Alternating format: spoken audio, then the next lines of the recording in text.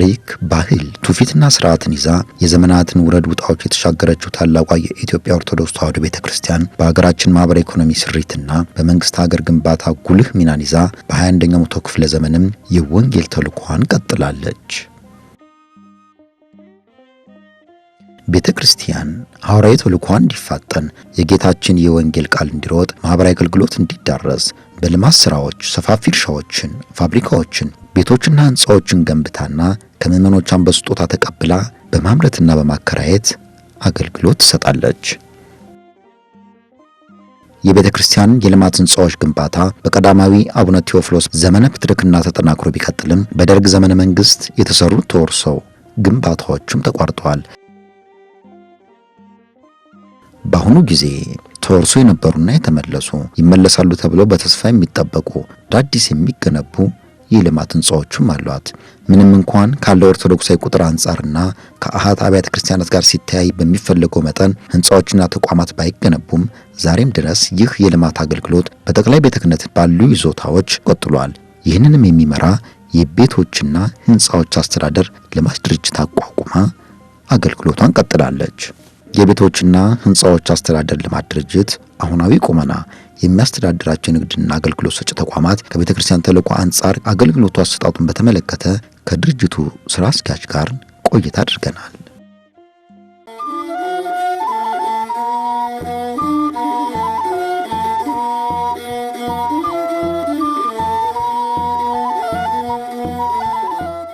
ሰላም ጤና ይስጥልን የተከበራችሁ ተመልካቾቻችን፣ የወቅታዊ ጉዳይ ልዩ መርሃ ግብራችን ነው ጀምሯል። ዛሬ በኢትዮጵያ ኦርቶዶክስ ተዋሕዶ ቤተክርስቲያን የልማት ድርጅት ከሆነው ውስጥ አንዱ የቤቶችና ህንጻዎች አስተዳደር ዋና መስሪያ ቤት ቢሮ ውስጥ ተገኝተናል።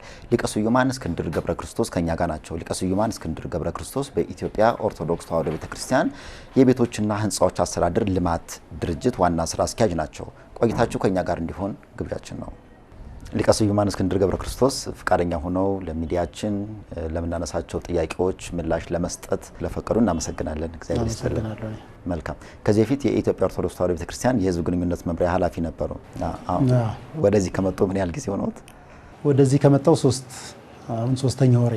መልካም ነው። እንግዲህ ከመጀመሪያዎት ነው ያገኘነዎት። እንግዲህ በሶ የዚህ ኃላፊነት ዘመን ብዙ ነገሮች እንደሚቀየሩም ተስፋ እናደርጋለንና ለመጀመሪያም እንዲሆን አጠቃላይ ለተመልካቾቻችን የኢትዮጵያ ኦርቶዶክስ ተዋሕዶ ቤተክርስቲያን ከመንፈሳዊ አገልግሎት ባሻገር በማህበራዊና ኢኮኖሚያዊ ዘርፍ ደግሞ ከምታደርጋቸው አገልግሎቶች አንዱ የቤቶችና ህንጻዎች አስተዳደር አለ። በሱ ውስጥ የኪራይ ቤቶች አሉ፣ የኪራይ ደግሞ የሚሆኑ ህንጻዎች አሉና የሱ ጅማሮና አሁን ያለበት ደረጃ ወይም ደግሞ አሁናዊ ቁመናውስ ምን ይመስላል?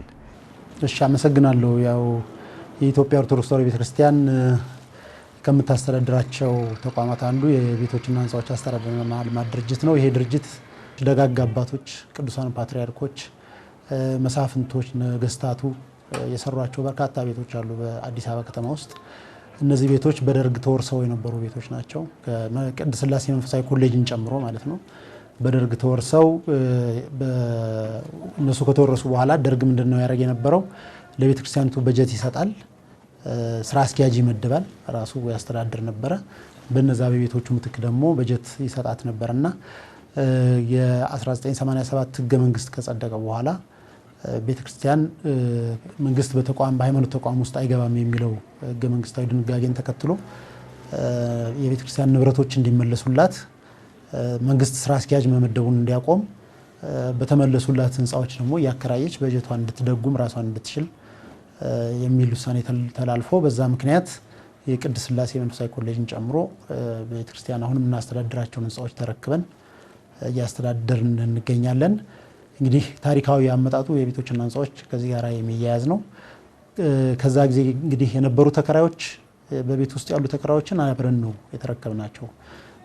መንግስት ያስተዳድረው የነበረው በኪራይ ቤቶች አስተዳደር ድርጅት ውስጥ የነበሩ ናቸው። ወደኛ ሲዞር ተከራዮቹንም ሰራተኞቻቸውን ጭምር የቤቶች ሰራተኞች አሁን እኛ ጋር ያሉ ቋሚ ሰራተኞች አሉ፣ ሰራተኞችንም ጭምር ተረክበን ቤተክርስቲያን ከዛ ጊዜ ጀምሮ ቤቶቹን እያከራየች አገልግሎት እየሰጠች ክፍያ ታገኛለች። በዛ ክፍያ ደግሞ በመንፈሳዊ አገልግሎቷን ታጠናክራለች ማለት ነው። ያው እንግዲህ የድሮ አባቶች በጣም አርቆ አሳቢዎች ነበሩ። እንግዲህ በዛ ዘመን ትልልቅ ህንጻዎችን እየገነቡ ለሀገርም ለቤተክርስቲያንም ትልቅ አስተዋጽኦ አድርገዋል። በተለይ ደግሞ የደርግ መንግስት 1967 ጋር ያወጃቸው መሬት ላራሹና የከተማ ትርፍ ቤት ብሎ ከተወሰደ በኋላ ትልቅ ችግር ነበረ። በተለይ ደግሞ በአቡነ ጳውሎስ ዘመን በተለይ በሳቸው ዘመን ብዙ ቤቶች ተመልሰዋል። ከዛ በኋላ ደግሞ አዳዲስ ቤቶችም ተጨምረዋል። በተለይ ከልማት ጋር ተያይዞ ልዩ ልዩ ህንጻዎችም የግንባታቸውም እድሳታቸውም ቀጥሎ ይገኛል። አሁንም እነዚህ ቤቶች አገልግሎትም እየሰጡ ናቸው፣ በንግድም በመኖሪያ ቤት ማለት ነው። እና እነዚህ ቤቶች እንደ ቤተክርስቲያንም እንደ ሀገርም ምን አስተዋጽኦ እያበረከቱ ይገኛሉ? ቤተክርስቲያን እንግዲህ ቤቶች ቅድም እንዳልኩት ከመንግስት የተረከብናቸው ቤቶች አብረን ነዋሪዎቹን ጭምር ነው የተረከብነው። በዚህ ህንጻዎች ውስጥ ሁሉም አይነት የእምነት ተከታዮች ይኖራሉ። ሙስሊሙም፣ ክርስቲያኑም፣ ፕሮቴስታንቱም፣ ካቶሊኩም ይኖራል።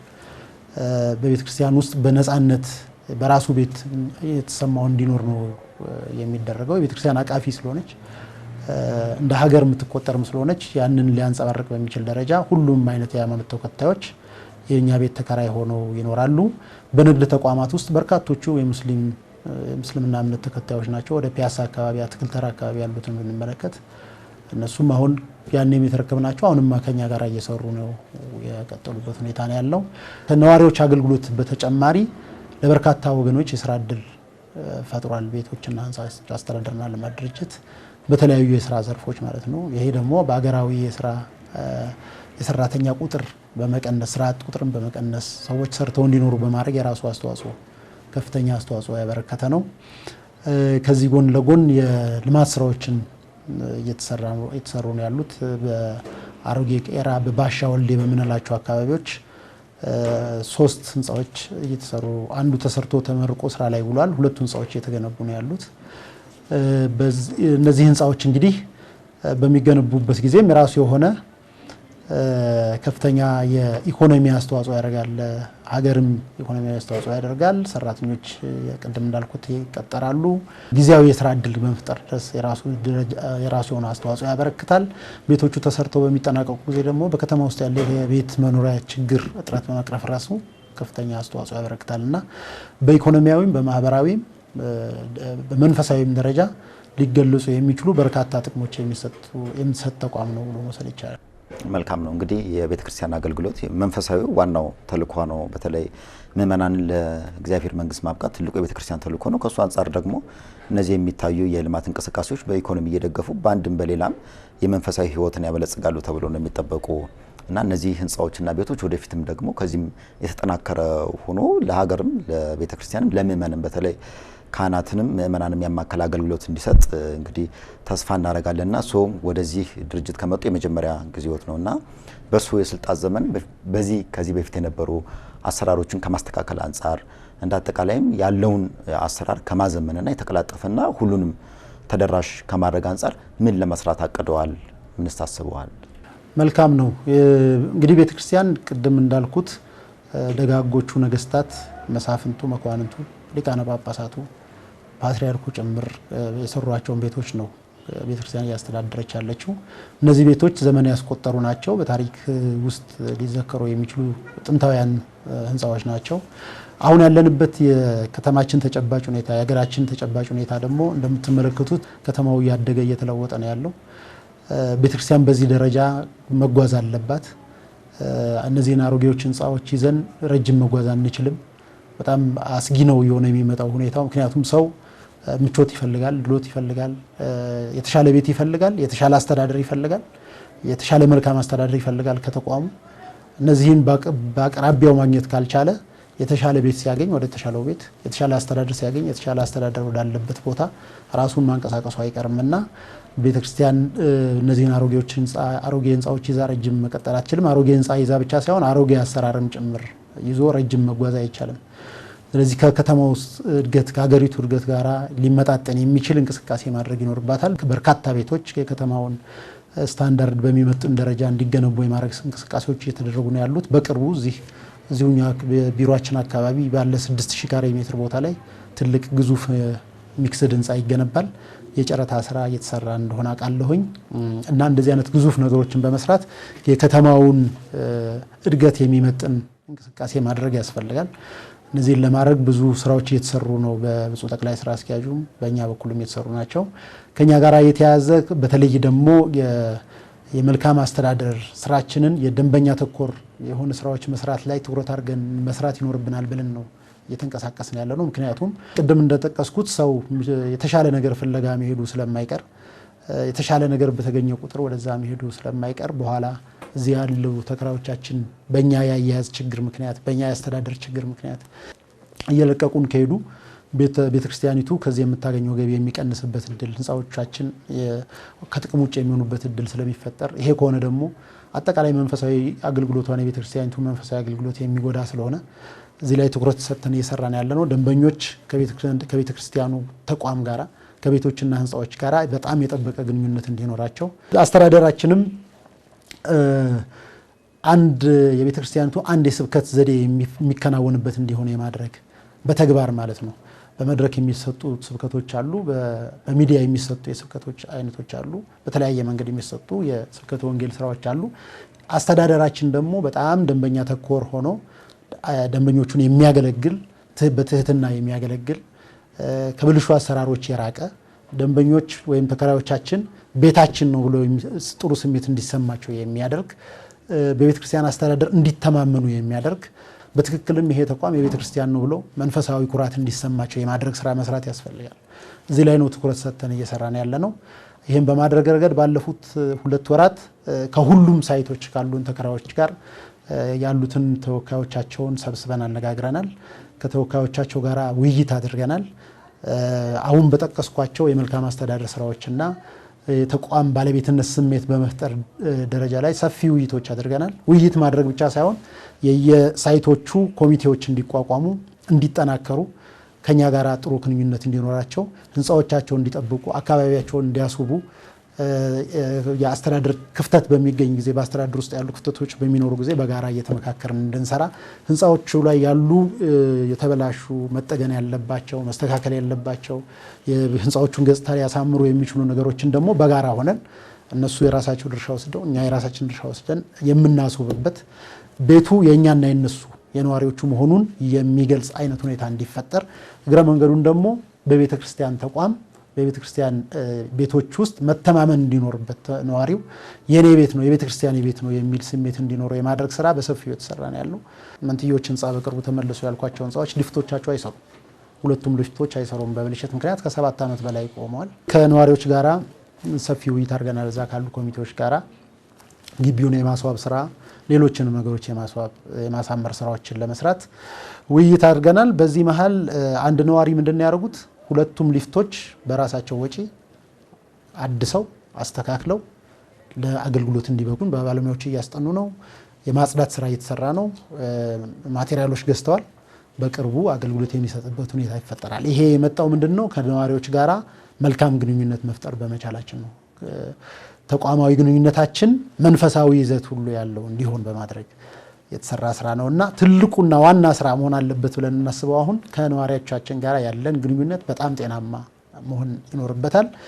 ከሌሎች ከዚህ ከብልሹ አሰራር ጋር የተያያዙ ከሙስና ጋር የተያያዙ አሰራሮች በጣም የሚቀንሱበት መብቶቻቸውን ነዋሪዎች የሚያስከብሩበት እዚህ ቢሮ በፈለጉ ሰዓት ሀሳባቸውን የሚያቀርቡበት ምላሽ የሚሰጥበትን ስርዓት ዘርግተናል። በዚህ 3 ወር ውስጥ ሰፊ የሆነ የመተማመን ስራ ሰርተናል ብለን ነው የምናምነው። ይሄንኑ በተያያዘ ከዚሁ ጋር በተያያዘም ባሻ ወልዴ ችሎት የምንለው ትልቅ ህንፃ አለን። ግራውንድ ፕላስ 7 የሆነ ህንፃ አለ። በቅርቡ ተከራይቶ ያለ በጣም ከፍተኛ ዋጋ ሌክዠሪ አፓርትመንት ነው። የቤተክርስቲያን ንብረት የኔ ንብረት ነው ብሎ እስከ መጨረሻ የማየት ችግር መኖሩ ማረጋገጫው የባሻ ወልዴ ህንፃ ነው።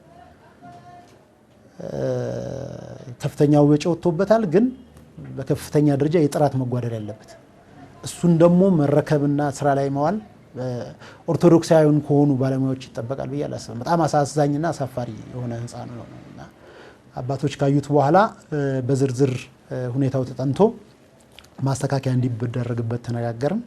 የባለሙያ ኮሚቴ እንዲቋቋም የቤቶች ግንባታ ጽሕፈት ቤት አለ ቤተ ክህነት ውስጥ ያለ ከነሱ መሐንዲሶች ጋር ሆነን ነዋሪዎቹን ከነዋሪ ኮሚቴዎች ጋር በጋራ ሆነን ችግሩን በዝርዝር አይተን አሁን ግንባታው በአዲስ መልክ የተበላሹት ነገሮች እየተነሱ በአዲስ መልክ ስር ነቀል የሆነ ለውጥ ሊያመጣ በሚችል መንገድ እየተሰራ ነው ያለው። እነዚህ ስራዎች ባለፉት 3 ወራት የተሰሩ ናቸው። ከዚህ ጋር የተያያዘ ሌላ ያደረግነው ምንድነው የክፍያ ስርዓታችን በጣም ኋላ ቀር ነው። ደንበኛ በባንክ ይከፍላል። በባንክ ከከፈለ በኋላ እዚህ መጥቶ ደረሰኝ መልሶ ሌላ የቫት ደረሰኝ እዚህ ደግሞ ይቆርጣል። ጊዜ በጣም ነው የሚያባክነው። ባንክ ሄደህ ትከፍላለህ፣ መጥተህ እንደገና እዚህ ደረሰኝ ትቆጥራለህ። እዚህ 4ኛ ፎቅ ላይ 3ኛ ፎቅ ላይ ነው የሚስተናገዱት ባለጉዳዮች። በጣም ርቀት አለው ፎቁ። በተለይ አቅመ ደካሞች በጣም ይቸገራሉና ይህን ችግር ለመቅረፍ የሚያስችል ጥናት እያጠናን ያለ ነው። ማንም ሰው ቤቱ በቀላሉ በስልኩ ክፍያውን የሚፈጽምበት ስልኩ ላይ ከፍሎ ብቻ የሚጨርስበት ስርዓት እየተዘረጋ ነው። የጥናት ስራው እየተጠናቀቀ ነው ያለው። በቅርቡ ኢምፕሊመንት ይደረጋል። ግልጽነትን ከመፍጠር አንጻር ሚዲያ አደራጅተናል።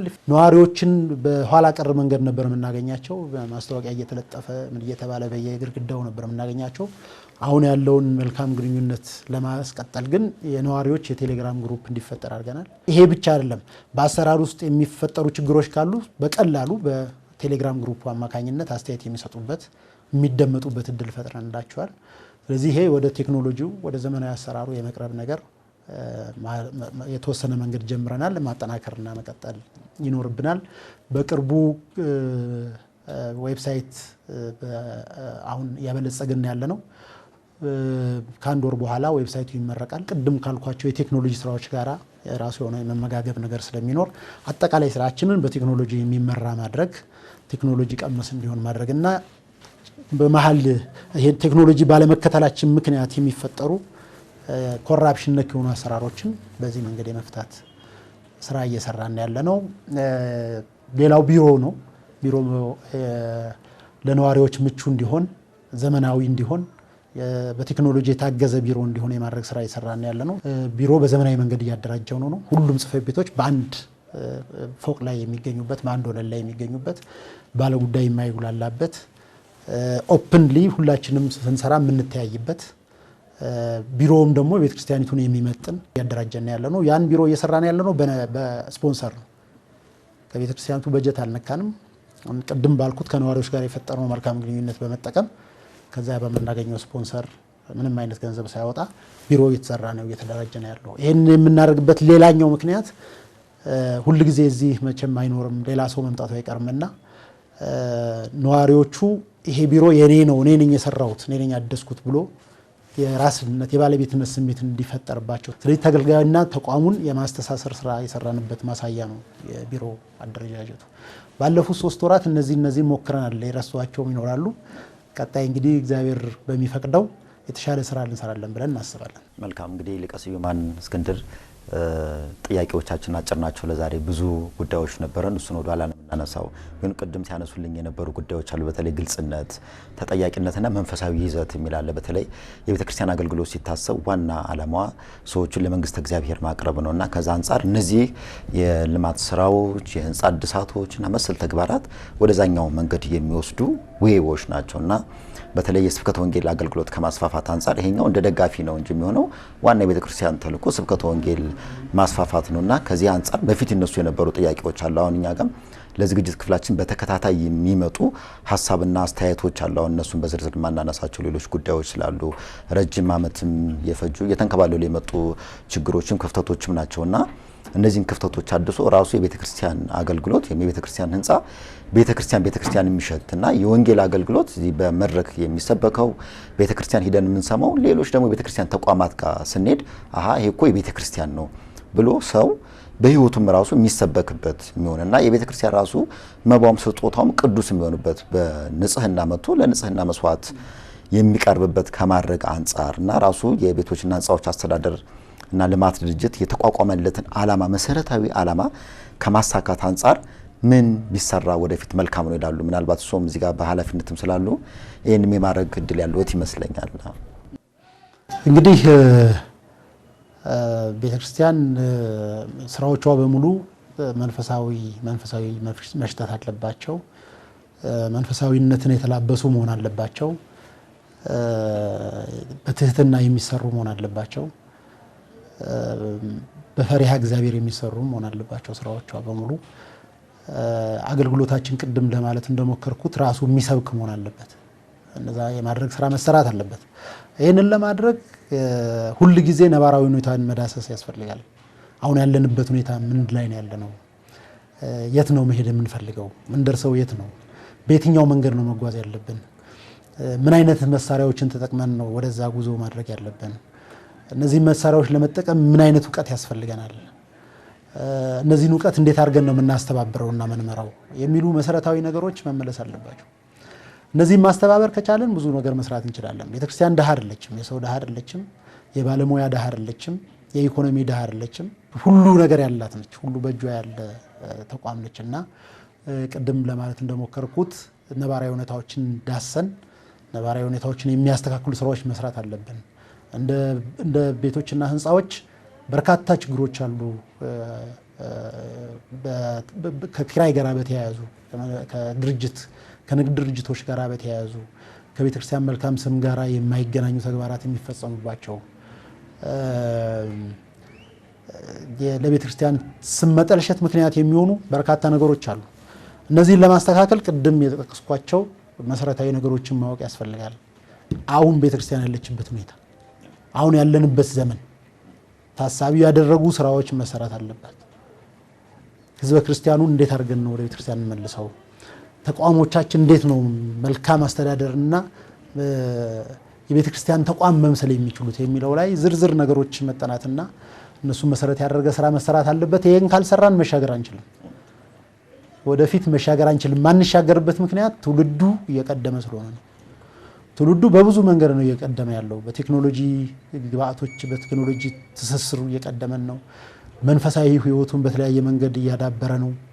ያነባል፣ ይጠይቃል፣ ይማራል እና አሁን ያለበት ግሎባላይዜሽን ዘመን በራሱ የሚያሳድረው ከፍተኛ ተጽዕኖ አለና ዝግጁዎች መሆን አለብን። በዛ ልክ ዝግጁዎች መሆን ከቻልን ይህን ትውልድ ይዘነው መቀጠል እንችላለን። ያሉብንን ክፍተቶች ፈትሸን ለማረም ዝግጁ ከሆንን ለሚቀጥለው ትውልድ የሚሆኑ ስራዎች መስራት እንችላለን። ያሉብንን ክፍተቶች ከመሸፋፈን ከመፍታት ይልቅ እየሸፋፈን ያቆየን የምንሄድ ከሆነ የሆነ ቀን ሲገለጥ አደጋ ያመጣል። ዝም ብሎ አጅለን የምናስቀምጠው ነገር በኋላ ላይ ዋጋ ያስከፍለናል። ቤተክርስቲያን እንደ ተቋም ነው ዋጋ የሚያስከፍላት። እንደ ተቋም ዋጋ ከማስከፈል ያልፍና ትውልዱን ይዘን መቀጠል አንችልም። የሆነ ትውልድ ላይ ቤተክርስቲያን ታበቃለች፣ የምታበቃበት እድል ይፈጠራልና ወደ ውስጥ መመልከት በጣም አስፈላጊ ነው። ገቢ ማግኘታችን ተገቢ ነው። የምናገኘው የቤተክርስቲያን የምታገኘው ገቢ ለስብከተ ወንጌል ማስፋፊያና ለአድባራት ለገዳማት ማጠናከሪያ እንደምታውለው ይታወቃል። አጠቃላይ ለስብከተ ወንጌል ስራ ነው የምታውለው። ገንዘቡን ከማግኘት ጎን ለጎን ደግሞ ገንዘቡን የምናገኝበት ሂደት ጤናማ እንዲሆን የማድረግ ቀጣይ እንዲሆንም የማድረግ ስራ መስራት ያስፈልጋል።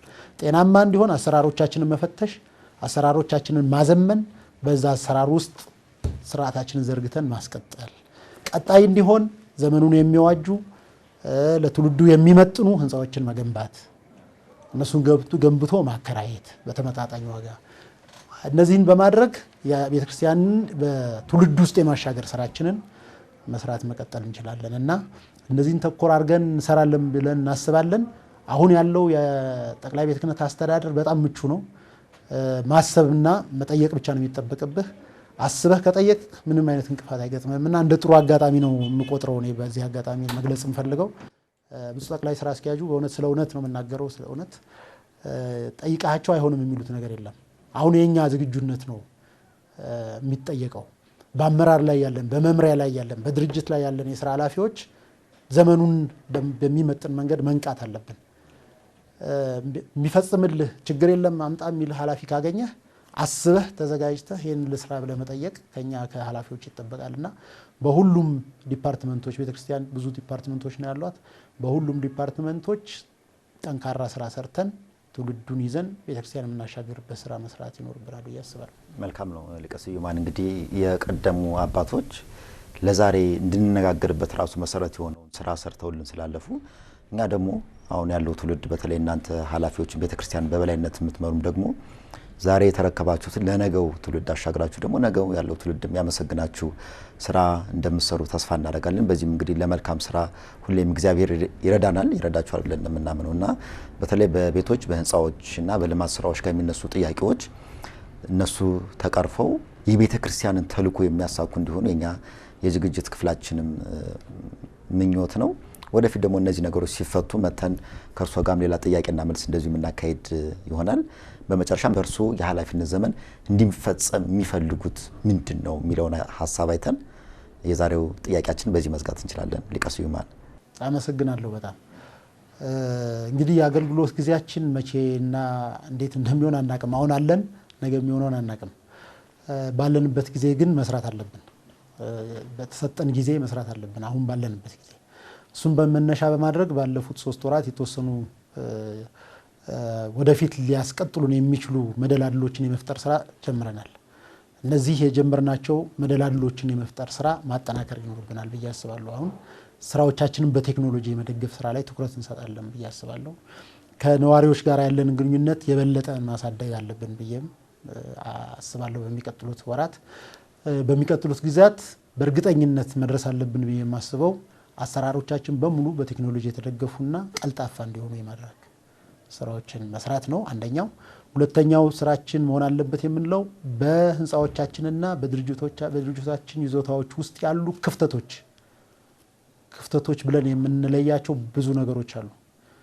እነዚህን ክፍተቶች ከቤተ ክርስቲያን ተልእኮና አስተምህሮ ጋር የማጣጣም ስራ፣ እነሱን ለማጣጣም የሚያስፈልግ የዝርዝር የጥናት ስራ መስራት ይኖርብናል። ደንቦቻችን፣ የድርጅቱ ደንቦችና መመሪያዎች ዘመኑን ሊዋጅ በሚችል መንገድ ቀጣይ የምናስባቸው የቴክኖሎጂ አሰራሮችን መሰረት ባደረገ መልክ እንዲከለሱ የማድረግ እንዲጠኑ ማድረግ ያስፈልጋል ብለን እናስባለን። እነዚህን 2 ነገሮች በቅርብ ጊዜ እናሳካቸዋለን ብዬ አስባለሁኝ። ይሄን ለማድረግ እግዚአብሔር አምላክ ይርዳን። ጅምራችን መልካም ነው፣ እግዚአብሔር ይጨመርበት። መልካም ስራ ሰርተን ራሳችንም እንድንደሰት ህዝበ ክርስቲያኑም እንዲኮራ እዚህ የላኩን አባቶችም ደግሞ በተሰሩ ስራዎች እንዲመኩ እንዲደሰቱ እግዚአብሔር ያብቃን ነው። መልካም ነው። እንግዲህ ሊቀ ስዩማን እስክንድር ቢሮም ራሱ ለጥያቄ እንደዚህ ክፍት ነው ማግኘታችን አንድ ለውጥ ነው ብለን ነው እኛ የምናምነው። ወደፊትም ደግሞ ቅድም የዘረዘሩልን በተለይ ከቤተ ክርስቲያን ተልእኮ አንጻር የቤተ ክርስቲያን ህንፃዎችን ግልጽነት፣ ተጠያቂነት ባለበት ከማስፈን አንጻር የተሻለ ለውጥ እንደሚመጣም ተስፋ እናደርጋለን።